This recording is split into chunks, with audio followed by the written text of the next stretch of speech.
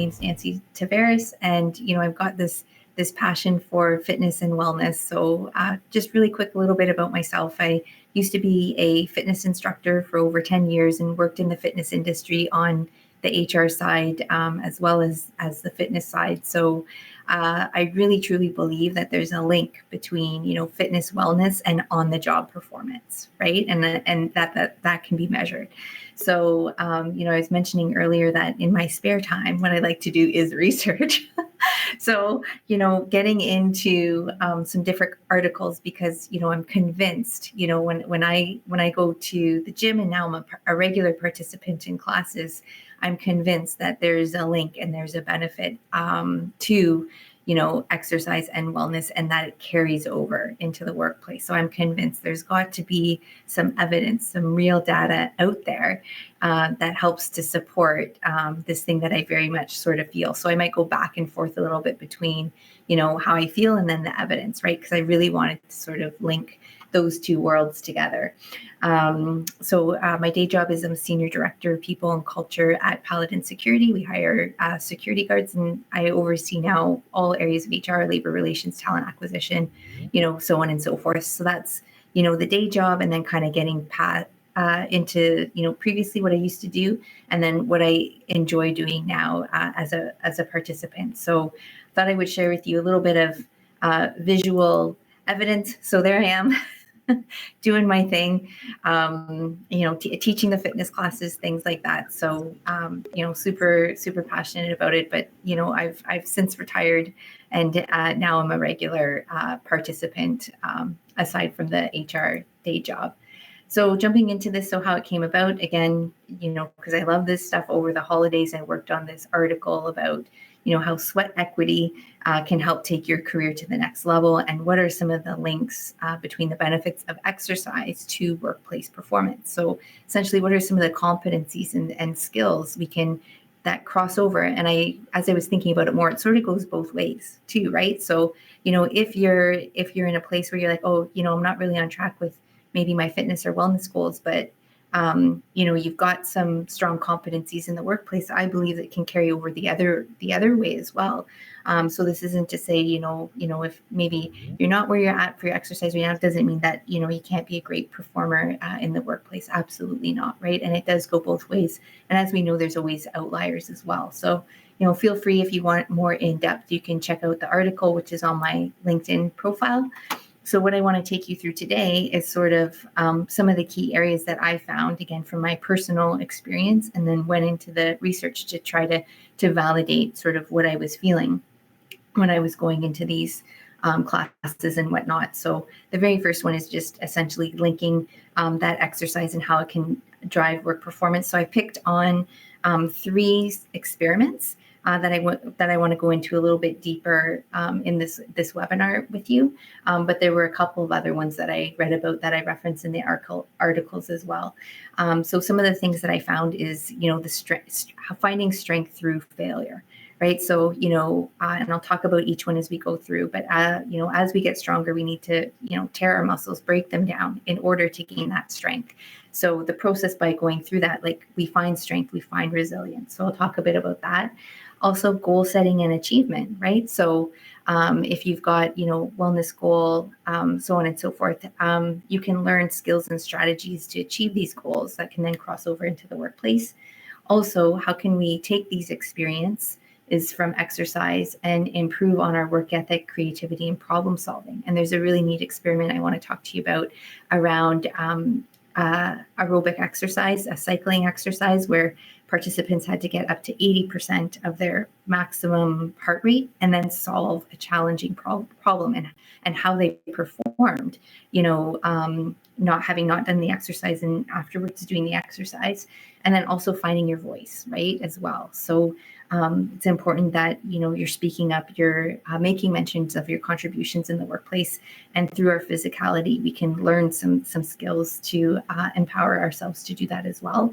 And then also a networking and community. So through my personal experience, going to, in my case, the gym, it doesn't have to be the gym. It could be a running group. It could be a variety of things. I'll talk about a couple of different ones through this webinar. Building that strong sense of community and people. There's, some individuals I've kept in touch with, over decades, that, I've been able to draw from some of their experiences and built on those friendships as well. And then essentially, how can we take some of these findings, right, and really apply them into our day-to-day life? So the first one that I want to share with you, the first experiment that I read about, was on exercise and work performance. And this experiment was really cool, I thought, because it was a 12-month study, right? So a lot of the studies that we may read about may be shorter term, but this one was over the course of an entire year, which, just think about the amount of data that you could get. So this was a 12-month study.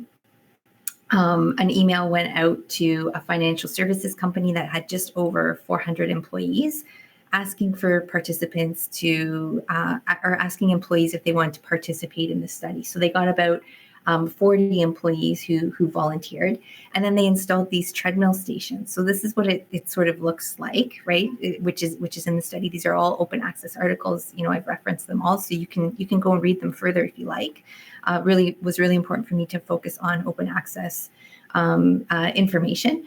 And so you can see how they installed the treadmills at the workstations, right? And, they put them into groups. So non-walkers walk, and then a walker group 1 and a walker group 2, right? When they were doing these studies, and the treadmills could be used at their own will, right? So it wasn't set like, okay, you need to use the treadmill between this time and this time. It was voluntary. They could use it as sort of as much or as little as they wanted. And what they were measuring was the amount of activity. So they had two variables when they were measuring the amount of activity. One was the caloric or calories expended, right? So the energy that they expended, which was measured through on sort of like a heart rate monitor type of device.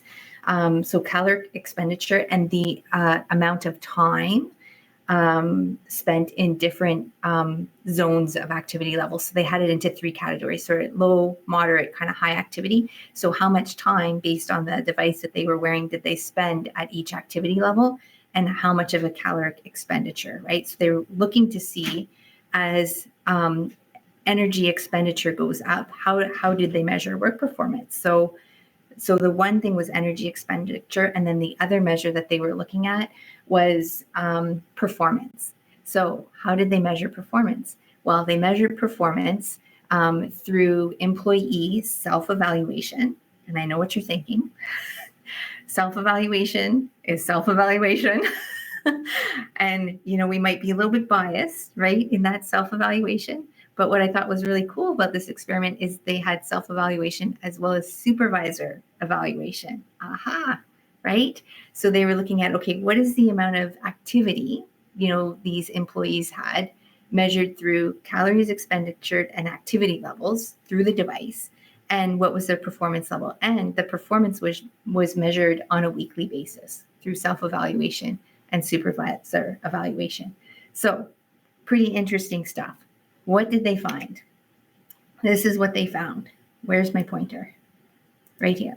So this is what they found. So here's the weeks. Again, they had, they've graphed here just a little bit over a year, 52 weeks in a year. And what they found was, the overall performance, the quantity of performance, quality of performance, and interaction quality. What's interaction quality? They measured the interaction between their colleagues and their coworkers.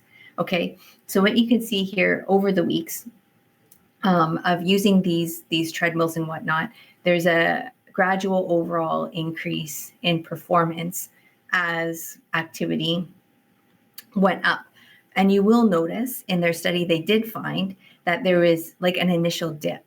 So in the study, what they kind of explained is that there was an adoption period, right, where the employees couldn't maybe quite coordinate or be as efficient, right, while they were literally in this case, because you saw in the image here, walking while working, right? So there was an adoption period where performance did dip initially, but then went up after that. Right. So again, increased performance. Overall, in the conclusion, they found that there is an increase in activity of about 74 calories more burned per day than previous. and they equated 74 calories equivalent to about reducing 1 hour of sedentary or like a resting state, right? And there was an initial dip in as they were adjusted, as I mentioned, right? So overall, having the option, again, because it was voluntary how often they wanted to do it, overall having the option to walk while working decreased on average 1 hour of sedentary activity, which is great, right? So I didn't even get a chance to go into this in my article, but when you look at the World Health Organization, right, and their statistics that they put out around obesity, right, it's going up, right? So what can we do with this information? So what, right? Well, if workplaces can incorporate tools like this into the workplace, overall, we can help reduce some of these overall risk factors, right? Is some of the takeaways, that we can take from this. So again, overall, we can see here a positive link between increased activity and on-the-job performance ultimately, right? So really interesting study. How can we apply this in the work? I wanted to share, I didn't talk about this in the article, but something that we've incorporated here at Paladin, we have a position that's called the Employee Care Manager, or Employee Care, which is basically employee engagement. And we've done this twice now. Since I've been here, we've done a STEPS challenge, right? So what's the application? What's a piece you can take away, right? Well, there's this app. I wanted to show you which one it was. It's called Pacer. And, our employee care person put together a company challenge. You can create a profile or whatever. And we did a STEPS challenge over the winter months, right? Over the holiday months when people tend to decrease their activity, right? So we had a challenge from November something till the end of December. And we had a STEPS challenge where, if people were wearing, some sort of a tracking device, or even with their phone, if they have a phone, if you carry it with you, it tracks the steps. So there wasn't an investment for our employees to participate. A lot of people these days have a phone, so fairly safe thing to go with. But basically, created this challenge. They had them join the organization. People could post, photos, things like that to kind of motivate and inspire, their colleagues to get moving, right? That's what we wanted to do here, increase activity. And, I sort of thought to myself, I was kind of hoping to have some more participation. So to give you an idea, I would say we have about 80 individuals at this office location here. We had about 30 choose to participate. So I was hoping to get a bit more, but, not bad. But I was dying to see, because we have performance review scores, if, the folks who are kind of at the top of the stepper chart, if it aligned with some of the performance review scores. But I didn't, in this case, didn't quite take it that far based on our sample size and whatnot. But here's a simple way where when that increased activity can help drive performance, well, here's a fun challenge, something that you can take away and maybe try with your friends or at your work. So just wanted to share that really quick. The second crossover benefit I want to share with you is the strength through failure sort of concept. And what is talked about a lot and again, the information is listed here around a peer review article I read on factors that contribute to muscle gain or strength gain. And so there's this concept of progressive overload, right? So what I wanted to link here is that, when, we're exercising or trying to gain strength, there's this theory of this progressive overload. So I want to give you a classic example, and I try to show it in this picture here. But if you think about like doing a push-up, right, which this woman here is doing in a push-up, there's progression, right, to doing a push-up. So if you can't do a push-up on the floor, you can start on the wall, right? You can start on the wall doing like a pushing movement with yourself against the wall. Then you can progress maybe to like the couch or chair, right? Trying to do, then you can progress to the floor. She's got somebody helping her out here, right? And then the other progression would be somebody not helping her, right? And then an even more extreme progression of that would be if this individual put their feet up on something higher. So the distribution of weight is putting more weight onto her arms. That would be increasing the progression, right? And that is how we get stronger, right? So initially when we're doing it, like she is doing push-ups to failure, right? Like she cannot complete another push-up, right? But if she continues to do that through progressive overload, eventually she'll be able to do more and more on her own, right? So I wanted to kind of link the principle around like literal muscle gain to this progressive overload concept. And, what does progressive overload teach us, right? Sort of in exercise. It can teach us competencies such as hard work, determination, continuous learning, perseverance, and also helps us to tolerate uncomforts or dealing with discomforts, which, hands up if you've experienced that at the workplace, right? it can be tough sometimes. Right. So, these are some skills that we can learn, right? That we can sense, we can feel, we can deal with in our bodies. And, in the gym, sometimes there's a bit of a saying, get your reps in, which is like, get your repetitions in, get your practice in. Right. So, definitely there's a crossover there. And some of these competencies that you see listed, I'm sure that you can learn through progressive overload can transfer to the workplace there. But this is how essentially we actually physically get stronger, is by breaking down those muscle fibers, right? So really interesting. So then goal setting and achievement. So there's so much hype around New Year's, right? Everybody doing New Year's resolutions, things like that. I didn't know this. I saw this, I think, on LinkedIn the other day.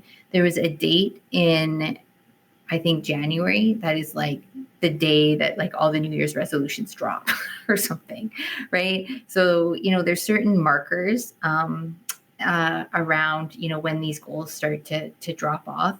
And, a really useful strategy with goal setting and achievement is by creating smaller milestones, right? We see this in project management in the workplace. We see this in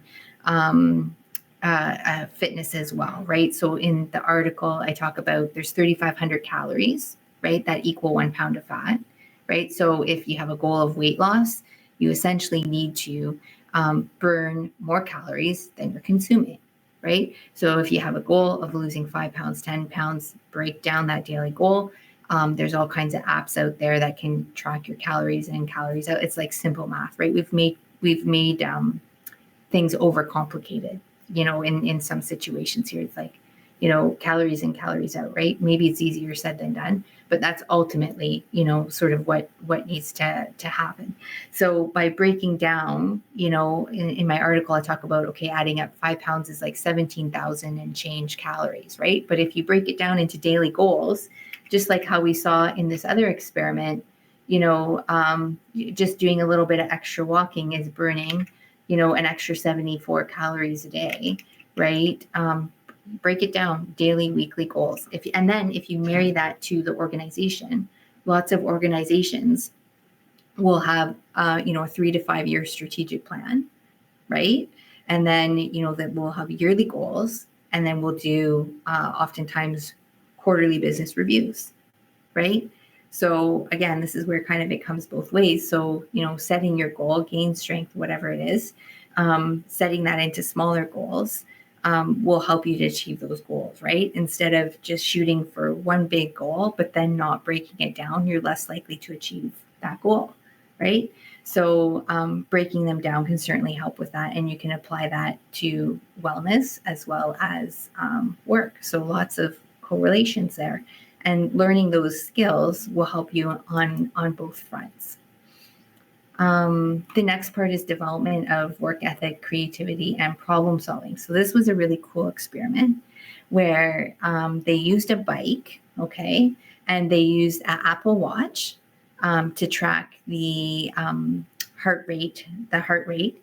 And what I loved about this experiment, because right, effort is subjective, right? Like when you think about it, right? Like what Ronan thinks is really hard, maybe I think that's super duper hard, right? Or vice versa. So they did a really great job in this experiment of defining effort, which was 80% of the maximum heart rate, right? Maximum heart rate has a formula. So they had these participants based on their age and whatnot. They took these participants on the bike to 80% of their maximum heart rate, right? And then they had them do a creative problem solving type of test. So what it was a matchstick exercise. So think about matchsticks, and what they had to do is they had to take these matchsticks and move them to put them into these like Roman numerals, right? But there were sort of guidelines around that. And I thought when I was reading this, I thought, oh my goodness, I would fail at this experiment because I don't even know if I know all my Roman numerals.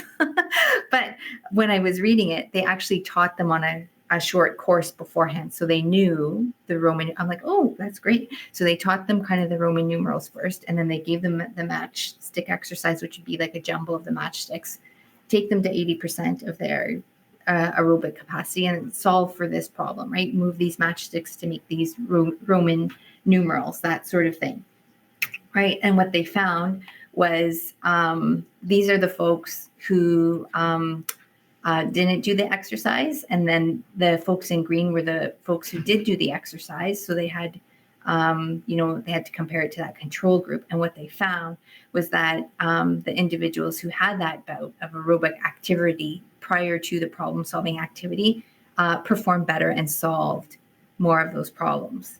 So, part of the takeaway from this experiment is, can you incorporate a walk into your day, right? Or something like that, right? So sometimes we get these tricky situations to deal with, go for a walk, step aside for a second, come back, fresh, invigorated, right? There was a lot of mood factors in this study as well, can help you solve some problems that previously potentially, you had a hard time solving. So that bout of vigorous activity, and 80% of your maximum heart rate is pretty high up there, right? Like that is kind of high up there in terms of the charts.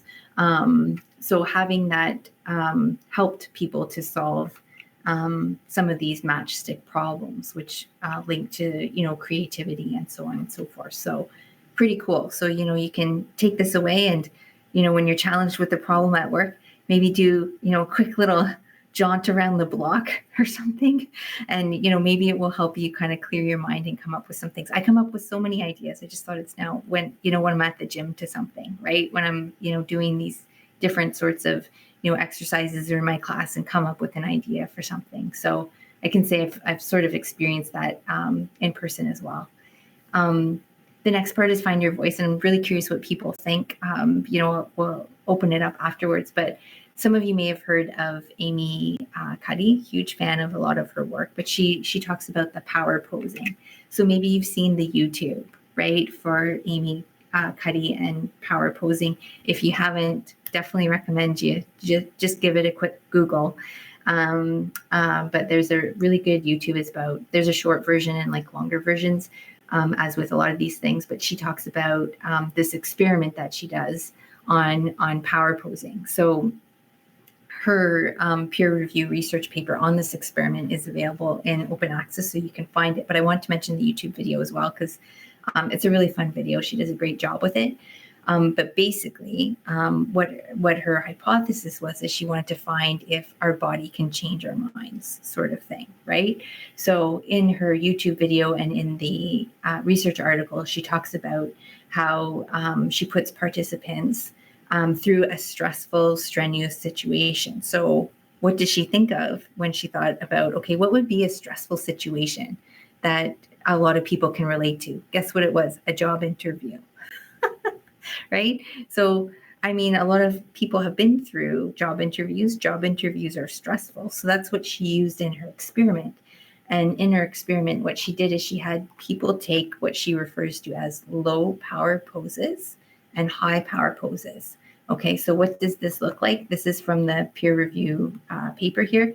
A high power pose is almost like a superwoman, superman, super person type of pose where you're expanding yourself in space, you're making yourself bigger. And a low power pose is you're shrinking up, you're making yourself small.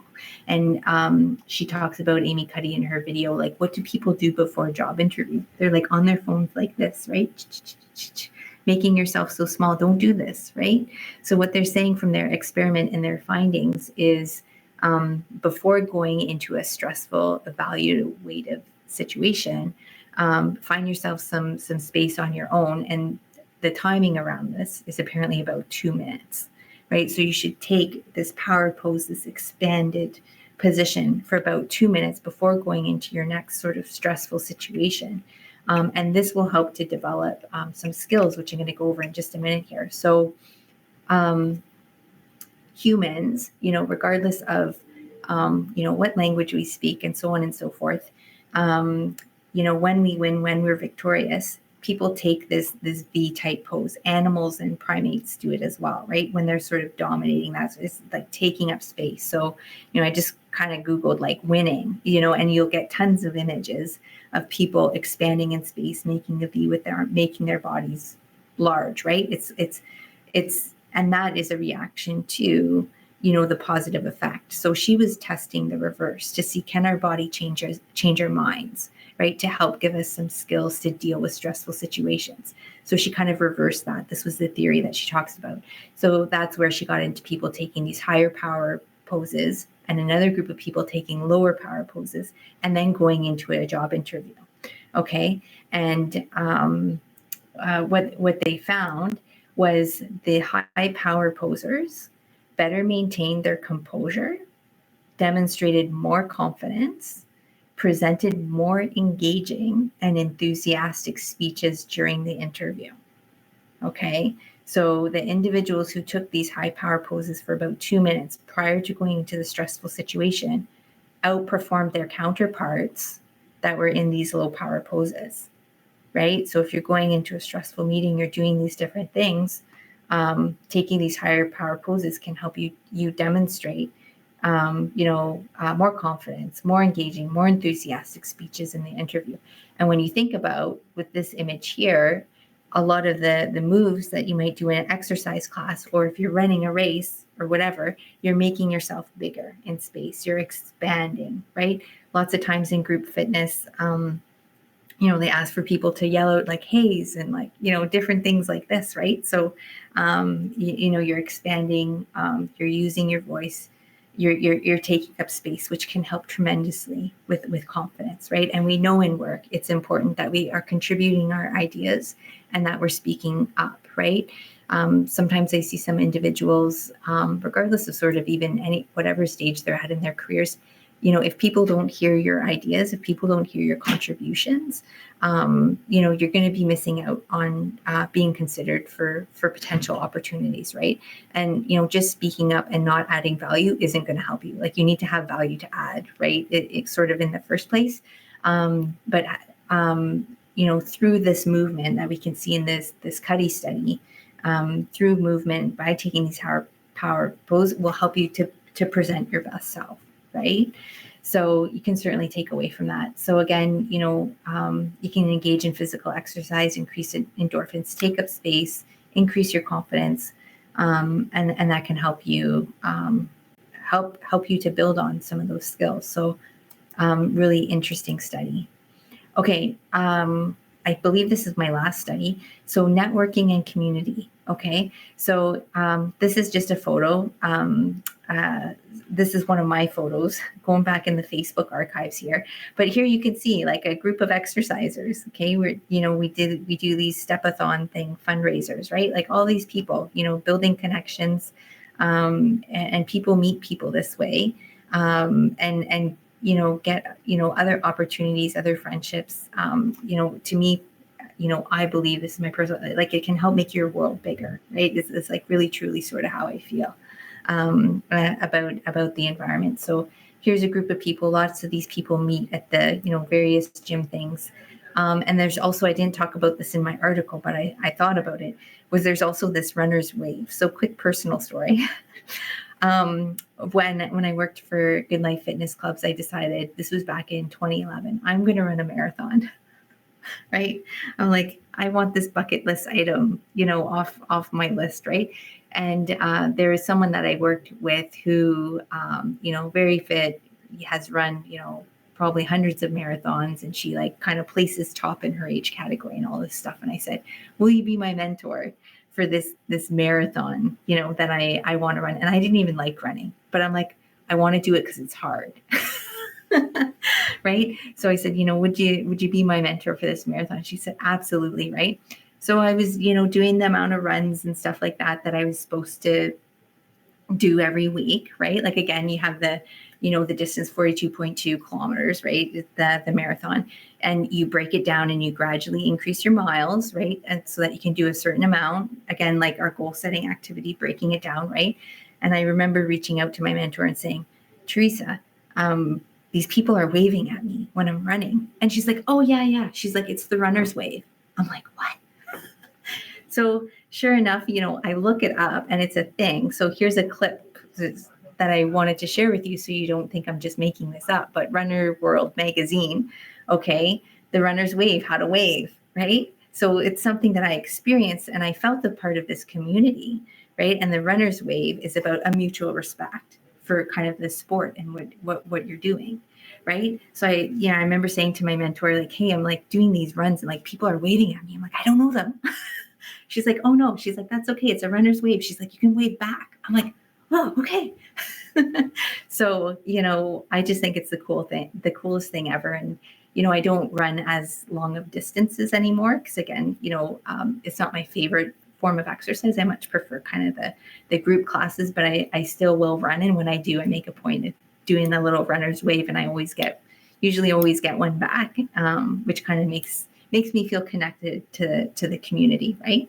So it is a thing, this runner's wave, and I really feel like that connects to establishing of that community and whatnot. So it is a thing. Now if you didn't know before. So in this study, the study took place in the UK, and they were looking at park runners. Okay, and what they were looking at was the social activity around this park running activity, right? And part of in this article as well, they talked about World Health Organization and so on and so forth, and having these community activities can help with overall population health and wellness, right? Is sort of like the takeaway or the contribution of this study, right? By having these sort of community activities can help contribute to overall community health and whatnot. So here, what I wanted to kind of show you, these were some of the measures. So with these park runners, they were part of this park running program. And then within, I think it was 45 minutes after their scheduled run on a Saturday, they got a survey and they had to answer this survey. And as you know, in these studies, there's always like limitations to each study. I didn't talk too much about the limitations in some of the other ones. Just for time, but one of the limitations in the studies, a lot of these individuals wore, because I find it interesting, like smartwatches. So it would tell them how far they ran. So one of the limitations they found was that because they got the survey 45 minutes after their run, a lot of them had checked how they did on their watch, and that may have influenced them in terms of how they responded to the survey about how well their run went. So that was sort of one of the limitations that they found in the study, but every study has limitations, right? We know that. So anyways, here were some of the things that they measured. So they measured motivation, co-running or running together, pace, influence, co-participation, and then pre-run, I'm not sure how to pronounce that, but socialness, okay, is what I'll call it. So for myself, like in my experience, with this sense of community, what I focused on in this study was this pre-run sociability that they found in this study. And it was interesting because in this study around the community piece, right, and again, helping to increase overall wellness within the community, most people ran during the actual run. Like one of the questions was like, did you run with somebody during the run or did you run on your own? Okay, this is one of the questions. Most of the folks said they run on their own. Like once they start running, they're going for it, right? Most of them ran on their own, right? And you can see, some other people ran with friends or families or made acquaintances, right? But most people, 67% of, folks run on their own. But what's super interesting, look at this pre-run social component. 62% of people, more than half of the people, are socializing before the run, right? So what an interesting, right? So, the gathering is to do this run. Most of them are running on their own, like once they get going. But look at that social interaction that happens sort of pre-post the running event, right? So this is sort of how this can help to foster some of that being social, and we know at work we have to work with others, right? So again, helping to build some of those skill sets and the crossover there. So I thought that was super fascinating. So again, how do we apply this? I showed a bit of a at work challenge that we did earlier on, but setting boundaries, because like honestly, our to-do list will never end. Block in your exercise, wellness time, whatever you want to call it, into your calendar. And sort of in the article, I say, like, treat it like it's in a meeting with the CEO, right? Like, work is really important and stuff like that. But, at some point, like, health and wellness is really the most important thing, right? So really blocking it into your calendar. And sometimes I think we overthink it. Like, I think Nike has one of the best slogans, right? Like, just do it. You can kind of get over analytical about it. And, should I do weights before cardio or cardio before weights? Like, this was like, just move, right? So again, what will help you is some of those goal setting things that we talked about, setting those boundaries. And then again, wellness is ultimately, some of that most important thing. So again, just to circle back, bring it sort of full circle, the things that I find most beneficial, that I went into the research to find ways to back it up, is that we do see links between exercise and work performance. You can get strong, right, through failing. We talked about progressive discipline, helps you with goal setting and achievement, development of work ethic, creativity, and problem solving. We saw that with the aerobic activity and the matchstick exercise, being able to solve more problems. Finding your voice, taking up space, right, helps build in that confidence, communicate what you want to communicate, and then building on that networking and community, right? So, block off that time, have some boundaries around that time, and then like execution, do it, right? Like, that is one thing. And I sort of mentioned this in there, is like, this is one thing you can't delegate, right? Like, if you have a team, or you work cross-functionally with other folks, you can divide things up and accomplish a lot of things within various teams at work. But this is one thing, like, even if you hire a personal trainer, right? Sometimes people say, oh, well, I don't have a personal trainer. I'd love to get a personal trainer. But like, sometimes people say, oh, well, so-and-so has a personal trainer. So-and-so still has to do the work.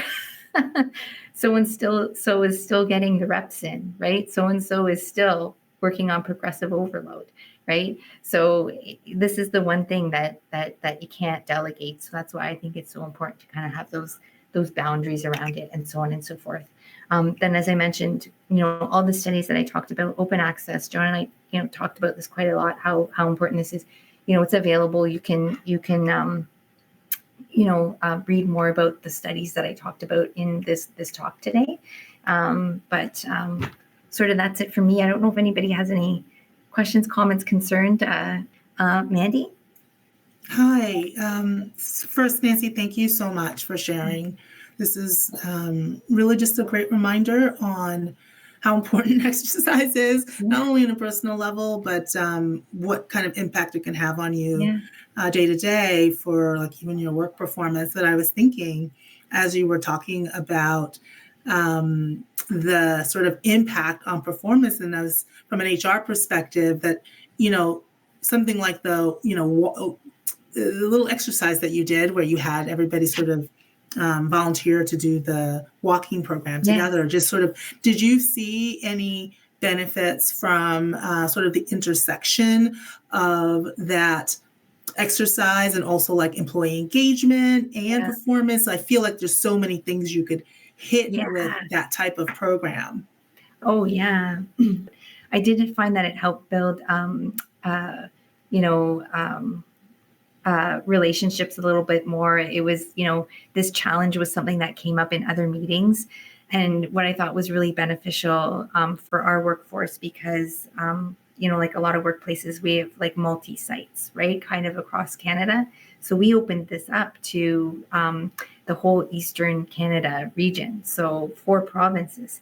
So we had people in this challenge working for the same company that maybe wouldn't interact with folks in other provinces. And now now they have this platform to sort of challenge. And one of the top the top 3 or 4 places in this challenge was someone who was a security guard supervisor. So we had this joke going, like, because me and him were kind of like this, and he's like, they work 4 days on, 4 days off, right? And he was sort of like, you can tell which is my 4 days off, right? Wearing his high, and I was like, he's off. Right. Like trying to get in some extra steps there. So, without this challenge, I probably wouldn't have interacted with this individual. Right. It was a great way, I'm sure, to build community, which was one of your other points. I just love that something like that can have all that impact. Yeah. 100%. Yeah. Great question. I love that. Anything else from anyone? Questions, comments? Ronan? Yeah. I'm looking for all the buttons to unmute and I raise my hand. Great presentation. Thanks. I know for myself, like to start thinking of things like, I'd like to challenge some of my coworkers or my own team to do things like this on a larger scale. If you're gonna look to maybe modify a workplace or engage your employer with that, are there other studies or any statistics that we could maybe show like our CEO to say, hey, if we incorporate this pilot plan, our costs for benefits for whatever may reduce, or is an opportunity to use elective expense accounts for these kind of things to engage people use the plans more. Is there an aspect to that? Yeah, that's great. The one that I would refer you to the most, I think, Ronan, would be like the first one here. To me, that's the one with the biggest kind of correlation between work performance and increased activity, because it's literally the factors are performance review scores, right? That are also done by supervisors, and increased walking or activity.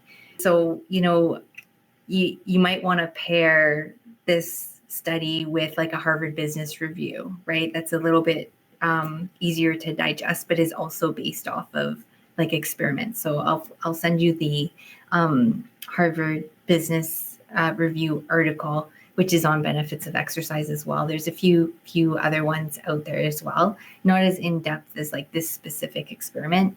But I'll send you both of those, and maybe John, I don't know if you could put on maybe we can share the link of the Harvard Business Review one. That might be a little bit more digestible. But honestly, I think we have a role to play in human resources around education. And when we did the STEP challenge, I shared this article, right? So I think there's a massive opportunity there to increase awareness around these types of things. So I think don't necessarily shy away from sharing these more scientific articles as well, because I think it's really important that people are reading them and understanding them. So that's sort of I think a contribution that we can have, and then maybe marrying it with something that's a bit more of a trade journal style, right? There's peer review, and then trade journal is like those Harvard Business Reviews, HR Reporter, that sort of thing. So kind of marrying those two. I did the same thing because, again, I think there's a lot of value add in sharing some of these more scientific. When I built the case to restructure my team, I shared, sort of trade journal type articles on ratios of HR people to the number of employees, because I was building my case to increase my team.